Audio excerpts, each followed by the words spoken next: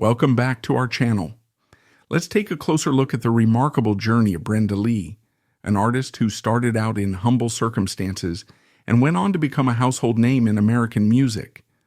Born Brenda Mae Tarpley on December 11, 1944, in Atlanta, Georgia, she came into the world weighing just 4 pounds and 11 ounces. Her parents, Annie Grace and Reuben Lindsay Tarpley, struggled to make ends meet, and the family often moved around Georgia, primarily between Atlanta and Augusta, depending on where her father could find construction work. Growing up, Brenda lived in tiny 3-room houses without running water.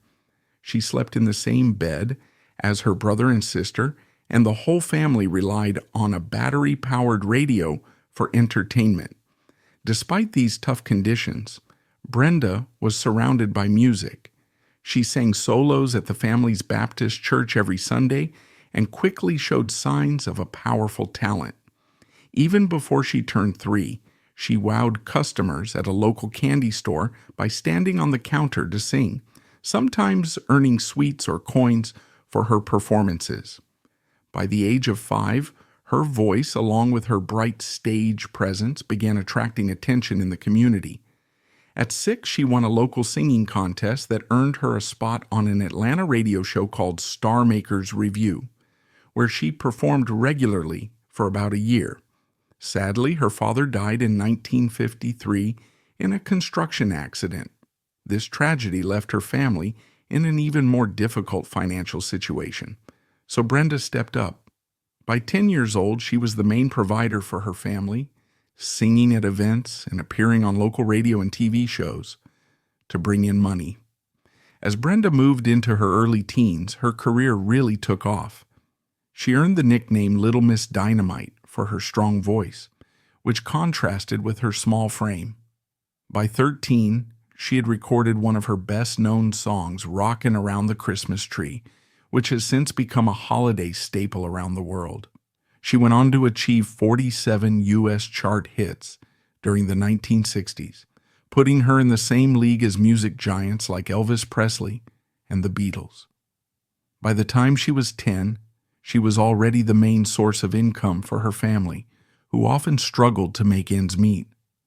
After her father's passing in 1953, Brenda's mother, Grace Tarpley, eventually remarried in 1955 to Buell J. Rainwater, leading the family to relocate from Georgia to Cincinnati, Ohio. Once in Ohio, Rainwater found work at the Jimmy Skinner Music Center. Brenda performed with Skinner on 2 Saturday shows that were broadcast from the record shop over WNOP, a radio station in Newport, Kentucky. Despite moving around several times, Brenda remained committed to her music. Before long, the family settled back in Georgia, this time in Augusta, where Brenda appeared on the Peach Blossom Special on WJATAM in Swainsboro. In addition, she made regular appearances on the TV Ranch show on WAGA-TV in Atlanta. Audiences were immediately struck by how small she was, so short, in fact, that the host lowered the microphone stand to its lowest setting and placed her on a wooden crate just to reach it. A pivotal moment came in February 1955 when Brenda turned down a paid offer of $30 to sing at a Swainsboro radio station. Instead, she traveled to Augusta to see Red Foley, a major country music star who hosted the ABC TV program Ozark Jubilee. An Augusta disc jockey managed to get Foley's attention before his show started. Intrigued by the idea of hearing a young girl with a big voice, Foley agreed to let Brenda perform the Hank Williams classic Jambalaya on stage, completely unrehearsed. Her performance left Foley and the audience amazed. Soon after, on March 31st, 1955, 10-year-old Brenda Lee made her first network TV appearance on Ozark Jubilee, broadcast from Springfield, Missouri. Even though a legal dispute in 1957 brought an early end to her 5-year contract with the show, she still appeared regularly throughout its run, keeping her name in the public eye. By the summer of 1956, her growing reputation reached Decca Records. On July 30th, the label offered Brenda a contract, and her first single with them paired Jambalaya on one side and Bigelow 6 200 on the other. She followed it up with a second single featuring two novelty Christmas songs, I'm Gonna Lasso Santa Claus and Christy Christmas. Although she turned 12 on December 11th, 1956, these Decca releases still labeled her as Little Brenda Lee, 9 years old, highlighting the disbelief many had when they heard such a powerful voice coming from someone so young and petite. Throughout these early years, Brenda balanced TV appearances, radio performances, and studio sessions, often returning home just long enough to help her family however she could. Her early encounters with major figures like Red Foley, along with her time on Ozark Jubilee, paved the way for a wide-ranging career that would soon take her from local celebrity to global stardom. In the span of just a few years, she went from singing for spare change in candy stores to signing a record deal with a major label, proof that no dream was too big for this child prodigy who refused to be limited by her age or her stature. After signing with Decca Records, Brenda Lee continued to gain momentum in both country and pop music circles, despite the fact that her earliest Decca releases in 1956 did not climb the charts. In 1957, however, her fortunes changed with the single One Step at a Time, written by Hugh Ashley. This track became a crossover hit, making an impact in both the pop and country markets and signaling that Brenda's powerful voice was far more than a novelty. It was a genuine force. Around the same period, she released Dynamite, a song that showcased her big voice bursting out of her 4'9" frame. Audience reactions were so strong that the title quickly inspired her lifelong nickname, Little Miss Dynamite. Although Brenda had made her early mark performing at country venues and shows, often sharing stages with major names in Nashville, her most notable hits in the late 1950s and early 1960s leaned more toward rockabilly and straight-up rock and roll. These singles included favorites like Sweet Nothings, which climbed to number 4 on the pop charts, I Wanna Be Wanted, which hit number 1, and Fool number 1, peaking at number 3. Other hits from this era, That's All You Gotta Do, Emotions, You Can Depend on Me, and Dum Dum, topped out in the top 10, confirming her status as a pop sensation. Brenda also tried to maintain a country footprint. Yet despite working with top Nashville session musicians and releasing material geared toward country radio, she did not score another big country hit until 1969 with Johnny One Time. From a broader perspective, though, her greatest string of successes came on the pop charts between 1960 and 1962. During this brief yet prolific period, she landed 9 consecutive top 10 Billboard Hot 100 hits, an achievement that wouldn't be matched by another female solo artist until Madonna did it in 1986. Ironically, Brenda Lee's biggest selling track wasn't one of those top 10 hits. It was a Christmas song. In July 1958, when she was just 13, legendary producer Owen Bradley invited her to record a tune written by Johnny Marks, best known for holiday hits like Rudolph the Red-Nosed Reindeer and A Holly Jolly Christmas. The result was Rockin' Around the Christmas Tree, featuring Hank Garland's memorable guitar twang and a lively sax solo by Boots Randolph. When it first came out in November of 1958, it sold only around 5,000 copies, far from a hit. Even the second release in 1959 didn't fare much better. Yet the song would not remain obscure. By 1960, Rockin' Around the Christmas Tree was issued again, and this time it resonated more strongly with audiences. Over the following years, it accumulated millions of sales, eventually surpassing 5 million copies sold. Today it's one of the most recognizable Christmas tunes in the world, heard in countless holiday commercials, TV specials, and movie soundtracks. Even though Brenda Lee had plenty of hit songs throughout her career, Rockin' Around the Christmas Tree became the one that permanently tied her name to the holiday season. In 1960, Brenda recorded what many consider her signature ballad, I'm Sorry, released as a pop single rather than a country track. The song reached #1 on the Billboard Hot 100 and earned Brenda her first gold single. It also received a Grammy nomination. From a production standpoint, I'm Sorry was ahead of its time. The arrangement used a string orchestra and soft background harmonies, hinting at what would soon be called the Nashville sound. While this approach is now associated with smoother country ballads, in 1960 it was still somewhat experimental for mainstream pop. As I'm Sorry soared to the top of the charts, Decca reissued Rockin' Around the Christmas Tree for a third time, and it started climbing into holiday radio rotations. By the early 1960s, Brenda Lee was a household name. She might have been just over 4 feet tall, but her powerful voice and polished presence had established her as a major figure in popular music, so much so that her last top 10 single in 2008, The United States Losing You, still landed at a strong #6 in 1963. Although Brenda began to see fewer top 10 hits in the mid-1960s, she maintained a steady presence on the charts. Tracks like As Usual in 1964 and Coming On Strong in 1966 found success, and she also released Is It True in 1964, a single recorded in London with producer Mickey Most. This British session featured top-tier talent, Big Jim Sullivan, and a then up-and-coming Jimmy Page on guitars, as well as Bobby Graham on drums.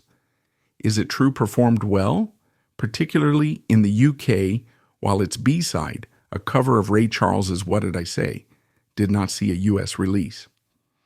Interestingly, Brenda Lee was popular in Britain from early in her career, even appearing on UK television in 1959, before she was widely recognized in American pop.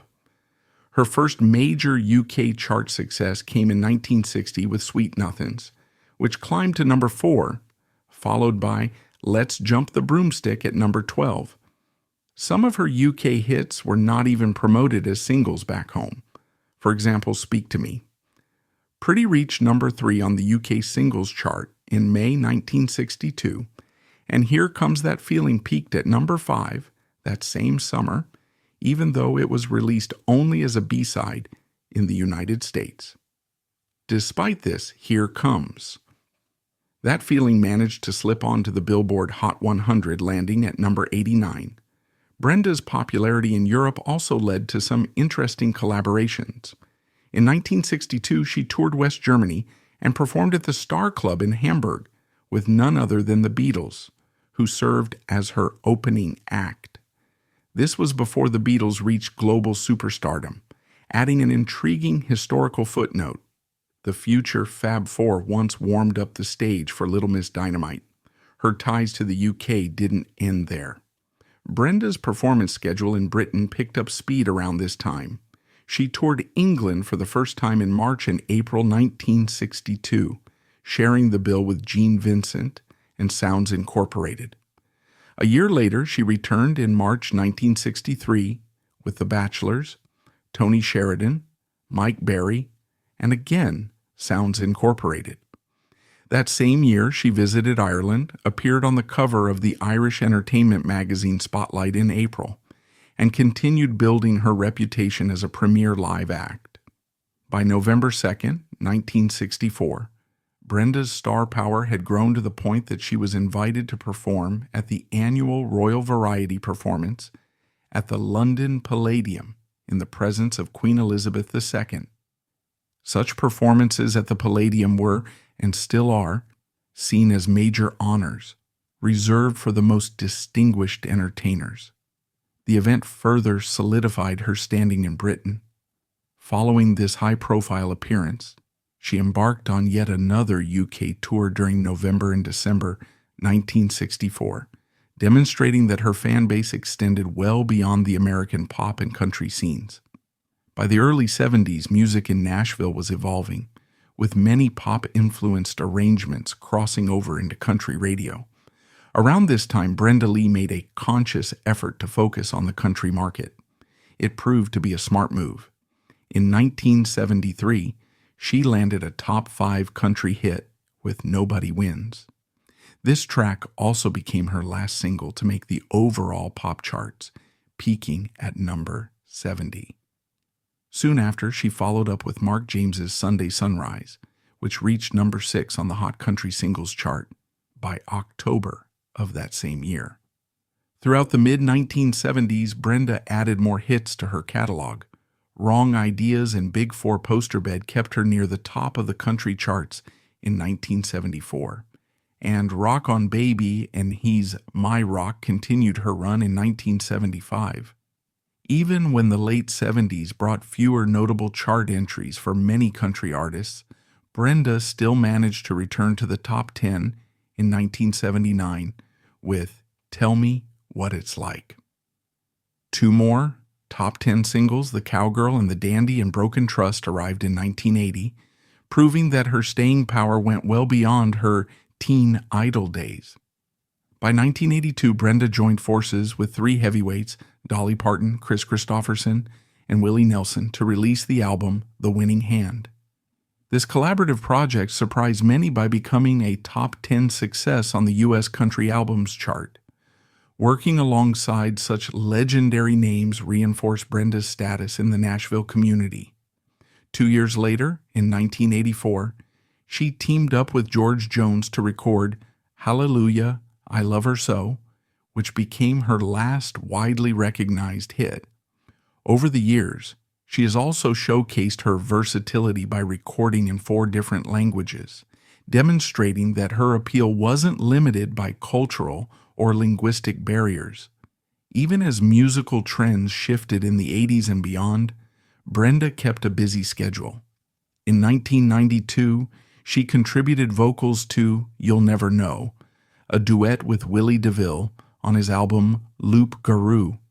Remarkably, by April 2017, decades after her first chart appearance, Brenda was still performing and touring, connecting with old fans and winning over new audiences who discovered her classics. In addition to recording and touring, Brenda took on a meaningful role in preserving country music's heritage. On October 4th, 2000, she had the honor of inducting Farron Young and Charlie Pride into the Country Music Hall of Fame. She also became a regular figure at the Hall's annual medallion ceremonies, where she introduces new inductees, helps present them with membership medallions, and shares stories about the importance of country music's past and future. Rockin' around the Billboard charts again. One of the most remarkable chapters of Brenda Lee's career is the enduring success of Rockin' Around the Christmas Tree. Although it only inched onto the charts when it was first released in the late 1950s, the song gradually turned into a holiday staple. Every December, radio stations around the world bring the track back into rotation. On December 13th, 2017, it resurfaced at number 37 on the Billboard Hot 100, marking its first official U.S. chart appearance since 1961. That wasn't the end of the story. On the Hot 100 chart dated December 21st, 2019, Rockin' Around the Christmas Tree climbed to a new peak of number 3, propelled by 37.1 million streams and 5,000 digital sales. The very next week, it reached number 2, where it stayed for a second consecutive week. For a song that originally sold only a few thousand copies, its late career resurgence reflects just how deeply it has embedded itself into the holiday season. During the 1980s and 1990s, Brenda Lee's impact on music prompted several major organizations to celebrate her achievements.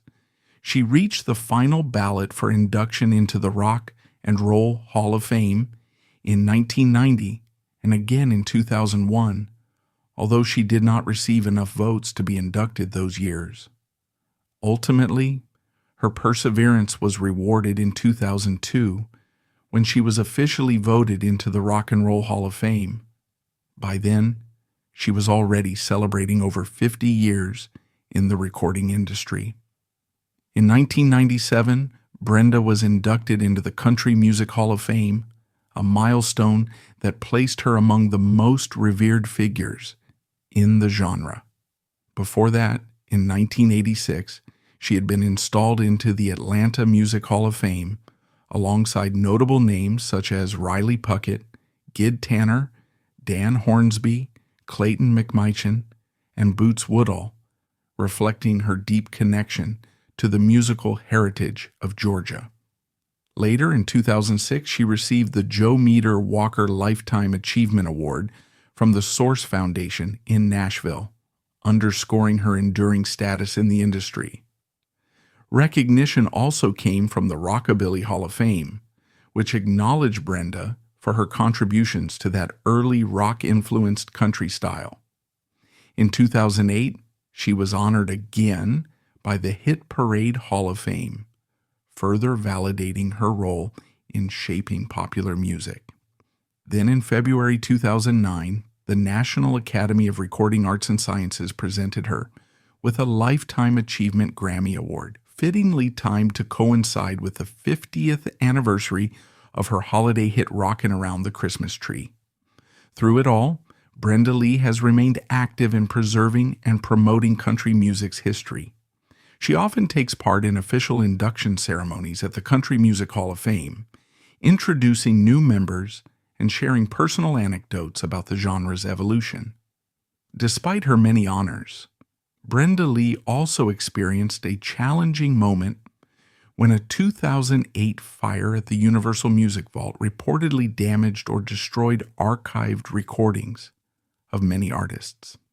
According to a 2019 report in the New York Times Magazine, some of Brenda's material may have been lost in that incident. Still, her influence and legacy remain well documented through reissues, digital releases, and her enduring popularity on streaming platforms. Moreover, Brenda's autobiography, Little Miss Dynamite, The Life and Times of Brenda Lee, published in 2002 by Hyperion, provides her own perspective on the whirlwind journey that began when she was just a child performer. To this day, she continues to balance her roles as a performer, a historian of country music, and a beloved voice of the holiday season. Brenda Lee's story is a testament to adaptability and perseverance. From her first hits in the 1950s and 1960s to her successful transition to country music in the 1970s and her ongoing influence on the holiday charts, she has proven time and again that genuine talent can bridge generational gaps. Whether she's introducing new members into the Country Music Hall of Fame or seeing Rockin' Around the Christmas Tree climb up the charts yet again, Brenda Lee remains a vital figure in American music.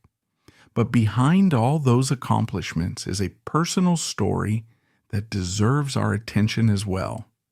Brenda met the love of her life, Ronnie Shacklett, in November 1962 at a concert in Nashville's Fairgrounds Coliseum, featuring Bo Diddley and Jackie Wilson. It didn't take long for them to realize they wanted to spend their lives together. Less than 6 months later, on April 24, 1963, Brenda and Ronnie tied the knot. Their marriage has remained a constant through the ups and downs of the music business, which is no small feat given the pressures of fame and constant touring. The couple has 2 daughters, Jolie and Julie, and 3 grandchildren, Taylor, Jordan, and Charlie. In interviews over the years, Brenda has often mentioned how family life keeps her grounded, especially after so many decades in show business. She's also described how crucial Ronnie's support has been, helping her navigate busy recording schedules and frequent trips on the road. Beyond her immediate family, Brenda has another interesting connection. She is a cousin of singer Dave Rainwater from the New Christie Minstrels, a popular folk group best known for songs like Green in the early 1960s. This familial link is one more reminder of just how deeply music runs in Brenda's life, branching out to other relatives who have also made names for themselves. Despite her achievements and strong family bonds, Brenda hasn't been immune to life's challenges. She's now in her late 70s, and as is the case for many artists who've spent years on the road, her health has become a concern. According to reports, she has experienced issues that have slowed her down in recent years. Friends and fans worry that this might be one of the toughest periods of her life as she copes with the natural toll that time takes on the body. Still, Brenda Lee remains an icon, someone who has contributed enormously to country, rockabilly, and pop music. She's recorded in multiple languages, toured worldwide, and received some of the highest honors in the music industry. Through it all, her personal life has been a source of stability, from her enduring marriage to Ronnie Shacklet, to the love and pride she has for her children and grandchildren. Thank you for joining us in celebrating Brenda Lee's life, both on stage and behind the scenes. If you enjoyed this look at one of music's most enduring voices, feel free to let us know what you think in the comments below. And if you have a favorite Brenda Lee track or memory, we'd love to hear about it.